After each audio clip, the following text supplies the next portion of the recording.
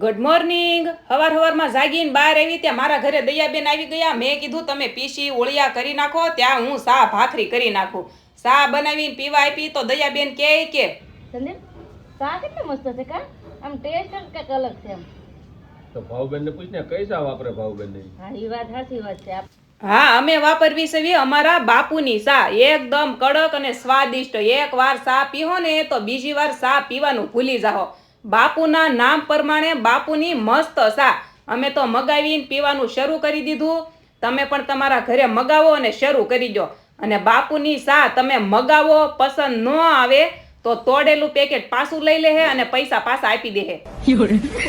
જો તમારે પણ બાપુની સા મગાવી હોય ને તો એમેઝોન, મેશો, જીઓ માર્ટ પરથી ઓર્ડર કરી શકો છો, અથવા નીચે આપેલા નંબર પર કોન્ટેક્ટ કરવાનો છે। અને જો કોઈ બાપુની સાનો ધંધો કરવા માંગતા હોય ને તો આ નંબર ઉપર કોન્ટેક્ટ કરવાનો છે।